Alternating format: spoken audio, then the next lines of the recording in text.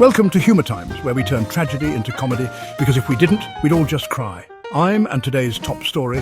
Balochistan has now officially entered the worst train ride ever Hall of Fame. Forget delayed flights, lost luggage and crying babies.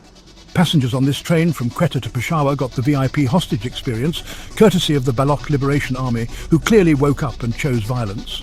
Armed militants hijacked the train in Bolan, giving over 400 people a surprise adventure they never signed up for. Talk about taking all aboard a little too seriously. Now let's break it down. The train was chugging along peacefully.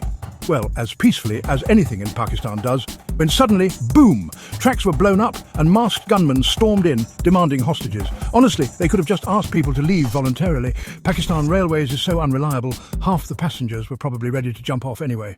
And who's behind this? The Baloch Liberation Army, aka the Oops, We Did It Again of insurgent groups.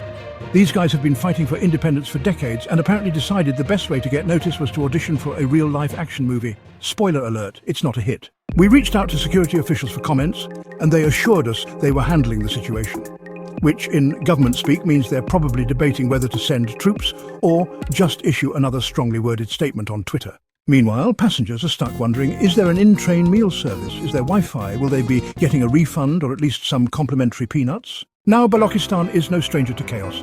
The region is rich in resources and poor in peace. The belay claims they're fighting against oppression, but they seem to have taken inspiration from every bad action movie ever. Explosions, kidnappings and dramatic political demands. All that's missing is a slow-motion walk away from the flames. And let's not forget China, which has invested billions in Pakistan's infrastructure. The BLA isn't a fan of that either, which is ironic, considering their own infrastructure projects mainly involve blowing up roads and train tracks. On a serious note, rescue efforts are underway, and authorities are working on resolving the situation. Our thoughts are with the passengers, who signed up for a train ride, not an action thriller.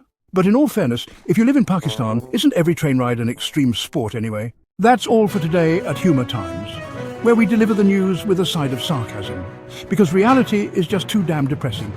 Remember folks, life's a train wreck. Just try to enjoy the ride. See you next time, if the world hasn't completely fallen apart by then.